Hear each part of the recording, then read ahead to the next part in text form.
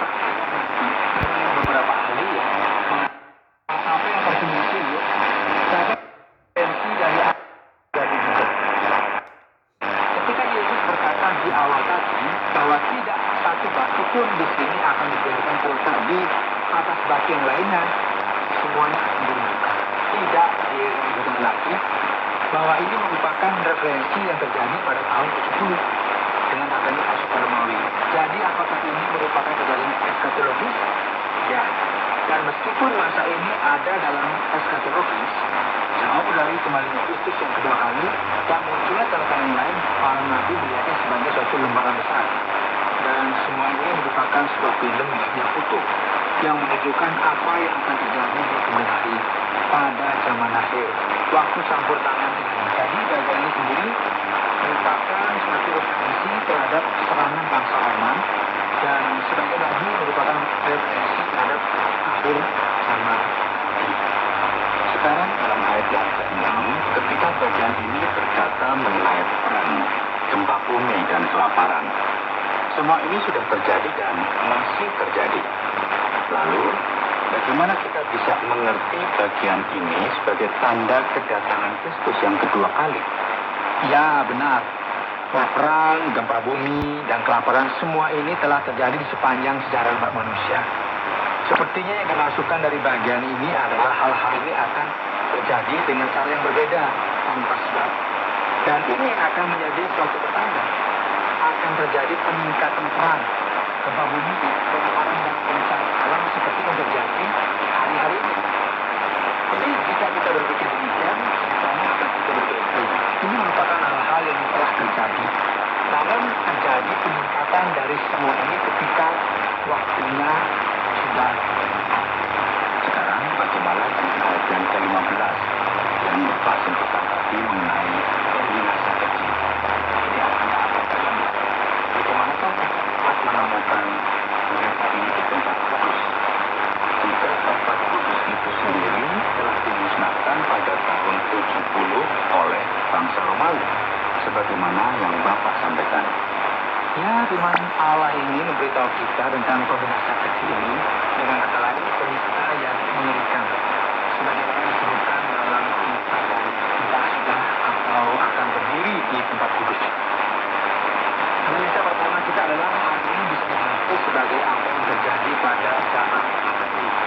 Ketika Antiochus Epiphanes memasuki ruang Maha Kudus dan mempersembahkan babi. Dan entah bagaimana ini berkaitan dengan apa yang dikatakan oleh rakyat.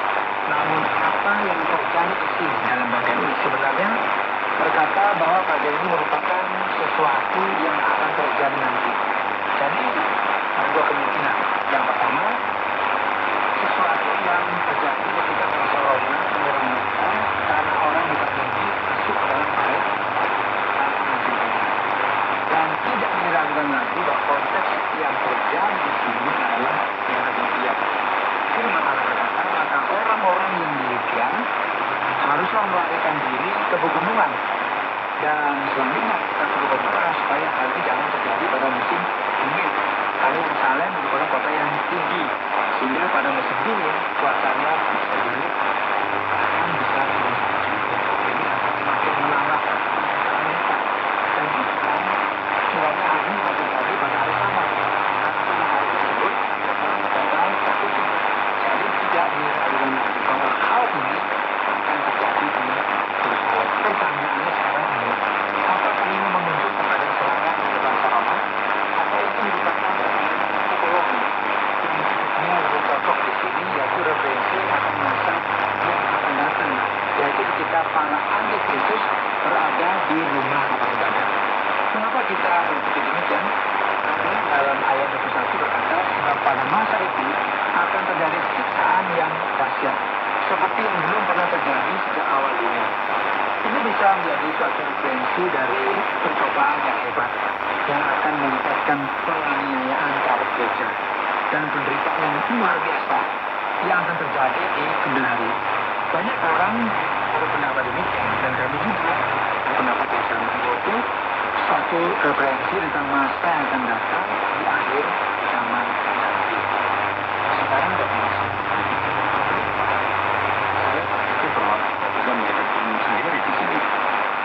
Ini berarti bahwa ada Mesias-Mesias yang lain di luar sana, Pak Yohanes. Yaitu Mesias palsu dan bukan Kristus itu sendiri. Bagaimana ini, Pak? Sebenarnya kata Kristus berarti yang diurapi, yaitu yang dipilih oleh Allah sendiri untuk menjadi Raja Mesianis. Jadi ketika firman Tuhan berkata bahwa akan ada Mesias palsu, ini berarti bahwa ada orang-orang yang menyatakan bahwa dia adalah Kristus yang kembali atau reinkarnasi dari Kristus, bahkan mengaku bahwa mereka ini adalah Kristus itu sendiri.